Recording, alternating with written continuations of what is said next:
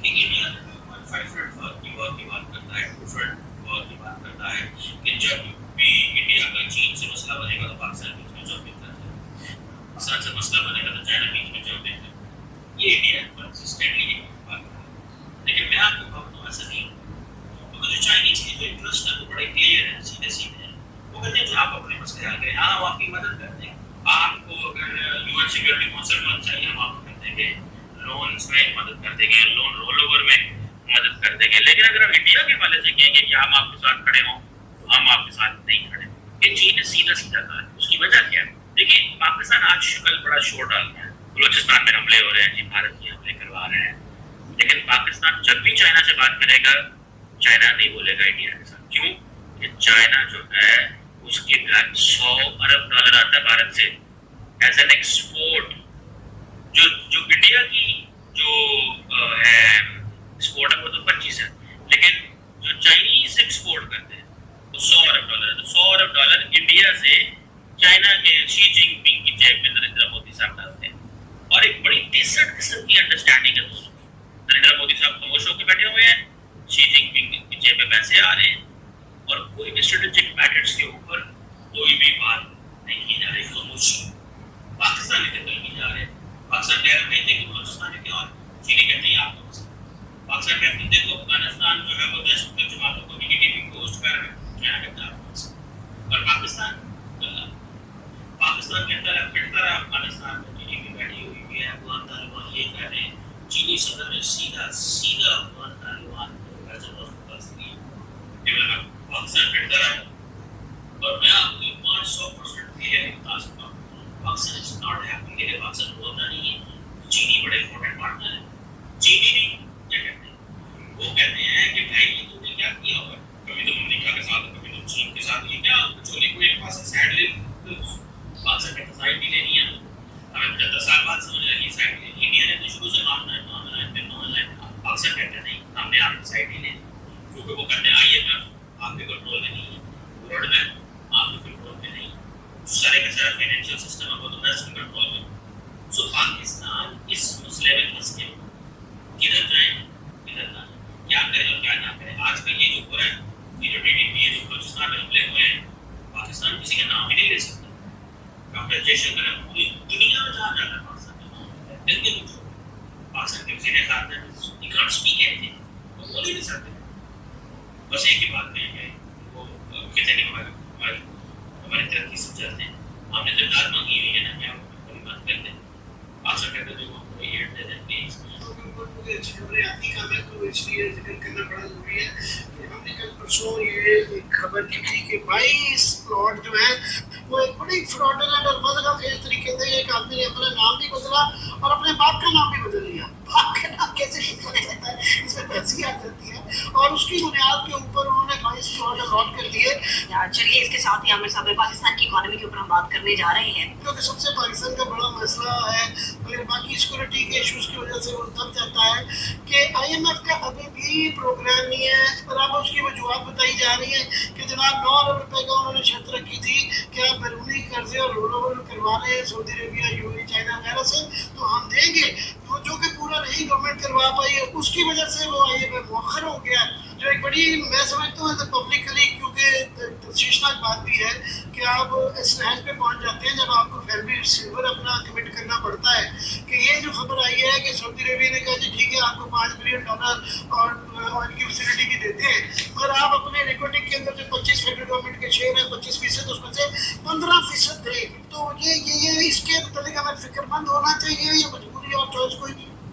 ये जो हम बायलैटरल ममालिक से डिपॉजिट्स और कर्ज ले रहे हैं, इसकी एक बड़ी भारी डिप्लोमेटिक कॉस्ट है, क्योंकि ये कर्ज जो है ये डिप्लोमेसी की या सिक्योरिटी एंगेजमेंट, स्ट्रेटेजिक एंगेजमेंट की बिना पे मिलता है। आपके पास कोई इकोनॉमिक केस नहीं है कि हमें कर्ज दिया जाए। आई वुड एडवाइज कि हम फाइनेंशियल मार्केट्स में चले जाएं, बॉन्ड फ्लोट कर लें, वहां के बैंकों से कर्ज ले लें, क्योंकि अब इन्होंने बातचीत की है। ये जो बायलैटरल कर्ज है आमिर, इसकी खाली एक कीमत डिपॉजिट का रिटर्न नहीं है। देखिए IMF या वर्ल्ड बैंक से तो एक रिटर्न कंडीशनैलिटीज होती है, जब अनरिटर्न कर्ज दिया जाता है तो वो आपसे कुछ भी मांग सकते हैं, यू नो। सो मैं नहीं चाहूंगा दूसरी मुल्क पाकिस्तान में इस वक्त अंदरूनी तनाव चरम पर है। बलूचिस्तान के बलूच लड़ाकों ने पाकिस्तान और चीन के खिलाफ मोर्चा खोल दिया। हाल ही में बलूच लड़ाकों के हमले में करीब 100 लोगों की मौत हुई थी। इस बीच बलूच लिबरेशन आर्मी का एक वीडियो सोशल मीडिया पर वायरल हो रहा, जिसमें हाथ में बंदूक लेकर लड़ाके चीन और पाकिस्तान को अल्टीमेटम देते दिख रहे हैं। उन्होंने बलूचिस्तान खाली करने के लिए चीन और पाकिस्तान को मात्र 48 घंटे का वक्त दिया। मजीद ब्रिगेड खासतौर पर चीनी अधिकारियों पर हमले के लिए बनाई गई है। शी जिनपिंग, हम आपको चेतावनी दे रहे हैं कि तुरंत बलूचिस्तान छोड़ दे, वरना हम आपको ऐसा सबक सिखाएंगे जो आप कभी नहीं भूल पाएंगे। बलूच लड़ाकों का आरोप है कि पाकिस्तान और चीन लंबे समय से बलूचिस्तानी लोगों के अधिकारों का दोहन कर रहे हैं। वे उनकी संपत्तियों पर कब्जा कर रहे हैं और लोगों को मार रहे हैं। चीन पर आरोप है कि उन्होंने यहाँ के संसाधनों पर कब्जा जमा लिया है। जो का आरोप है कि सीपीईसी और ग्वादर में चल रहे दूसरे प्रोजेक्ट्स का उद्देश्य चीन के हितों को साधना है। इसमें स्थानीय लोगों को नजरअंदाज किया जा रहा। चीन की तरफ से किए जा रहे निर्माण कार्यों ने स्थानीय लोगों के जीवन में कोई सुधार तो नहीं किया, बल्कि कई लोगों की आजीविका भी उजाड़ दी। ग्वादर की एक बड़ी आबादी जीविका के लिए मछली पालन पर निर्भर है, लेकिन पाकिस्तान ने चीनी नावों को यहाँ मछली पकड़ने का लाइसेंस दे डाला है। खैर, भारत भी चीन की सीपीईसी प्रोजेक्ट का विरोध करता है, क्योंकि ये प्रोजेक्ट पीओके से होकर गुजरता है। वो मतलब इतना बड़ा हमला कि अब तो उन्होंने डायरेक्ट चाइना को धमकियां दी हैं और कहा है, उनके प्रेसिडेंट का नाम लेके कहा है कि निकल जाओ। तो ये जो हालात हैं इस वक्त बलूचिस्तान के, ये कहा गया कि होम मिनिस्टर की तरफ से कि ये तो एक एसएचओ की मार है। सर, इतना सीरियस इशू और इतने लाइटली इसको लिया जा रहा है, जहां पर 100 से ज्यादा लोग मरे और पूरी दुनिया में खबर पब्लिश हो रही। बलूचिस्तान का जो इशू है वो इतना अब कॉम्प्लेक्स हो गया है, और वो सिर्फ एक वजह से कॉम्प्लेक्स हो गया है, और वो है Pakistani political and security establishment की जो इनएक्शन है और गैर संजीदा जो एक अप्रोच है। डेफिनेटली 2-3 फैक्टर्स हैं। उसमें जो बड़ा फैक्टर है वो ये था कि एक अकबर बुख्ती की डेथ एनिवर्सरी थी, अभी 18 ईयर्स हो गए हैं उसकी डेथ को, तो उसकी वजह से उन्होंने ये कोऑर्डिनेटेड अटैक्स किए थे। हर एक तकरीबन बलूचिस्तान के हर जो मेजर हिस्से हैं जो कि बलोच डोमिनेटेड हैं और बलोच पश्तून डोमिनेटेड हैं, हर किस्म के एरियाज में उन्होंने ये अटैक्स, कोऑर्डिनेटेड अटैक्स किए थे टू शो कि वी आर स्ट्रांग, कि जो मूवमेंट है इस वक्त, सेपरेटिस्ट मूवमेंट जो है, पाकिस्तान ने अभी तक ये डिसाइड नहीं किया है कि ये एक पॉलिटिकल इशू है या ये एक काउंटर इंसर्जेंसी इशू है, और इसी वजह से ये सब कुछ जो है ये हमारे सामने आ रहा है। अगर आप उसके पॉलिटिकल प्रोसेस को जरा देख लें, तो बलूचिस्तान में सिरे से पॉलिटिकल प्रोसेस है ही नहीं, उसमें ना ही कोई पॉलिटिकल गवर्नमेंट है। वहाँ पे जो भी बैठे हुए हैं वो प्रॉक्सीज हैं सिक्योरिटी एस्टेब्लिशमेंट के। बाकी अगर हम तालिबान को जरा देख लें तो वो जो है वो भी, उनके हाथ में भी वो जो है वो उसका सुसाइड बॉम्बिंग का वो टूल जो है वो आ गया, और उन्होंने मतलब 20 साल तक उन्होंने अमेरिका को जो है वो स्टैंड स्टिल पे रखा और उनको जीतने नहीं दिया। एवोल्यूशनरी प्रोसेस में हम वहाँ उस स्टेज पे आ गए हैं कि ये अब मजीद लीथल होता जाएगा, इसके कोई भी रोल बैक होने के इम्कान नहीं है। इससे मजीद जो है वो खून खराबा बहुत ज्यादा होता जाएगा। ये इस तरह के अटैक्स जो हैं ये और भी ज्यादा होते जाएंगे, और ये जो अभी उन्होंने स्पेशली जो अटैक किए हैं ये पंजाब बॉर्डर के बिल्कुल साथ किए हैं। मूसा खैर डिस्ट्रिक्ट है जो कि पंजाब के साथ ही लगा हुआ है, तो ये उन्होंने उनको दिखाने के लिए है कि देखें आप हमारे रिसोर्सेज को एक्सप्लॉइट कर रहे हैं, आप हमें कुछ भी नहीं दे। तो हम आज जाने के, जैसे कि आपको पता है कि पाकिस्तान के अंदर जो मामला है, बलूचिस्तान में अगर खास तौर पर बात की जाए तो एक ही दिन में तकरीबन जो पाकिस्तानी मीडिया और इंटरनेशनल मीडिया बता रहा है कि 70 से ज़्यादा लोग जो है वो मारे गए हैं, जबकि कुछ और जो दीगर जराए हैं वो कह रहे हैं कि इसका नुकसान जो है वो तकरीबन 100 से भी ऊपर है। तो क्योंकि ये होटल के ऊपर ये पराठे लगा रहे हो, उसकी वजह क्या है कि बलूचिस्तान में आपको नौकरी नहीं मिली, इसलिए नहीं मिल रहा है। अमन नहीं है सर जी, अभी हम क्या करें, मजबूर है होटल का काम। अच्छा, हाँ, 8वीं तक स्कूल पढ़ा है, 14 तक लैंग्वेज पढ़ा है, डिप्लोमा भी लिया है। और वो DLA के लोगों ने हमला किया और बहुत सारे लोग उसमें शहीद हुए। तो कैसे वो वहाँ पर हालात की खराबी की वजह क्या है, वो मसला क्यों ज्यादा खराब होता है? सर जी ऐसा मसला है कि उधर अमन नहीं है, बात असल अमन का है। जिस जगह पर अमन होता है उसी जगह पे अमन, झगड़ा नहीं होता है, न चोरी होता है। अमन ना होने की वजह क्या है? वजह क्या है? अमन तो ये हमारा बड़ों के हाथ से है, ये वजह तो हमारा सारा अपने बड़ों की वजह से हुआ है। इसमें ऐसे बंदे भी जो शादीशुदा है, हम खुद शादीशुदा है, शादी किया है, साहब आपकी शादी हुई है? जी भाई, आपकी जो बेगम है वो कहाँ पे है? कोयटा में ही है उधर? कोयटा में है, उधर है। तो हम 7-7 महीने 8-8 महीने इधर गुजारते हैं। क्या वजह यही है कि हमको नौकरी मिलता है, इसी वजह से हम नौकरी करते हैं, दूसरों का काम करते हैं, दूसरों का बातें अपने आप पर लेते हैं। ये क्यों आते हैं इतने लोग? वहाँ पे ये मिसाल के सिस्टम नहीं है, न तालीम का सिस्टम ऐसे ही थे, कितने देर सारे गरीब लोग जैसे किसी का वालिद साहब बीमार ऐसे ही थे, किसी का बच्चा पूरा नहीं होता ऐसे ही बस ये बच्चे भी सर को इधर काम करते हैं। ये मसाइल है। वहाँ पर मसाइल नहीं, हमने देखा कि हॉस्पिटल नहीं है, वहाँ पर स्कूल नहीं है, सड़कें नहीं है। ये स्कूल है ना, कोई अस्पताल है सही थे।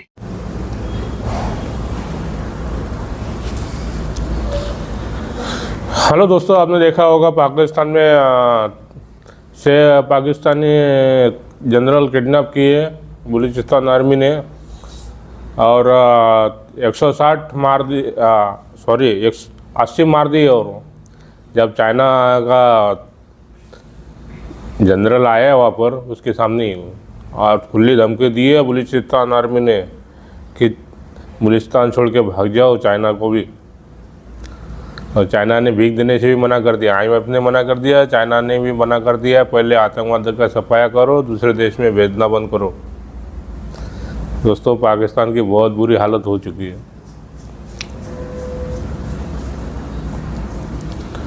बलूचिस्तान आर्मी ने मेन तबका है जनरल और से तो किडनैप करके लेके गए। अब उनके साथ क्या सुलूक कर रही होगी क्या मालूम जनरलों के साथ, क्योंकि आर्मी का 3rd डिग्री बहुत अलग होता है, पुलिस वाले का अलग, आर्मी वाले का अलग। अच्छे से निकलवा लेती है, मारने भी नहीं देती और ऐसी धुलाई करती है, क्योंकि जंगलों में परिवार से दूर रहते हैं वो लोग, उसका गुस्सा सारा उसके ऊपर उतारते फिर जम के धोएंगे अभी आर्मी वाले जनरल को, क्या क्या नहीं करवाएंगे उससे।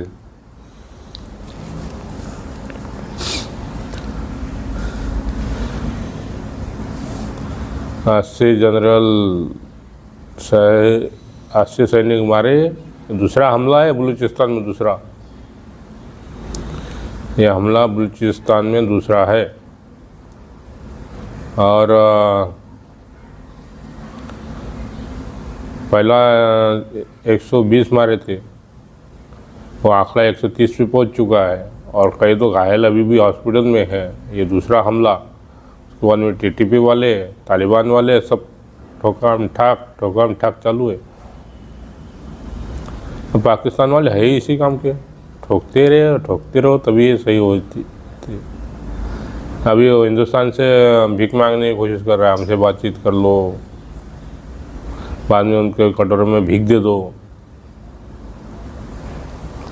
IMF ने मना कर दिया भीख देने के लिए, चाइना ने मना कर दिया, सऊदी अरेबिया ने मना कर दिया, UN ने मना कर दिया, कोई भीख नहीं दे रहा। यार भीख देगा कितना देगा, हमेशा थोड़ी भीख मिलती है। तो हम कर्जा मांग रहे हैं, अरे कर्जा तो वापस भी तो करना पड़ता है। तुम कर्जा लेते हो, डकार लेते हो, वापस करते नहीं, कुछ काम दाम करते हैं। ऐसे आदमी कौन कर्जा देता है? कोई नहीं देता है कर्जा, क्योंकि मालूम है उसको मेरा पैसा तो बर्बाद गया, वो भी अरबों डॉलर, मिलियन डॉलर्स वाले, अरबों ने मिलियन डॉलर्स।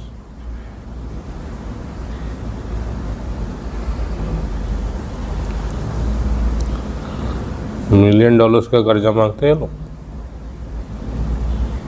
डकार भी नहीं लेते, हड़प लेते हैं, फिर जाके अपनी प्रॉपर्टी बना लेते हैं विदेशों में। इनके जनरल, इनके नेता और पब्लिक को लगाते हुए कुछ भी नहीं है,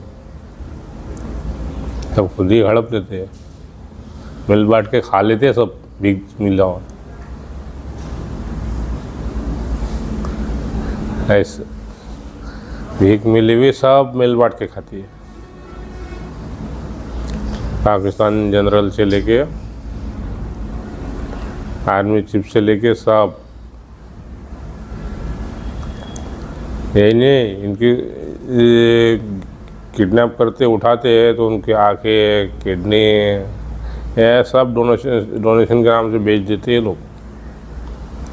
उसको गायब ही कर लेते, कहाँ गए पता नहीं। ये पाकिस्तान आर्मी का बिजनेस है। आँखें, किडनी, लिवर सब कुछ अलग अलग करके उसको कहाँ फेंकते। ये एकदम बेकार आदमी, वो चाइना में भी चला जाता है इनके लिवर। इसके लिए तो चाइना वाले इनको ज़्यादा ये करते हैं, मुँह लगाते हैं, तो उनको ये मिलता है ना इलाज के लिए, किडनी मिलती है, आँखें मिलती है जिसके आँखें नहीं है, फिर उसका सब पार्ट बेचते हैं और बेचारा वो इंसान दुनिया से गायब करता है। ये जालिम आदमी है ये पाकिस्तान की। दोस्तों ये वीडियो बहुत बड़ा हो रहा है, ख़त्म करते हैं, यहाँ पर चलते हैं, अगले वीडियो में मिलते हैं। दोस्तों गणपति आ रहे जी, गणपति की हार्दिक शुभकामनाएं आपको सबको। जय हिंद, जय भारत, जय श्री राम।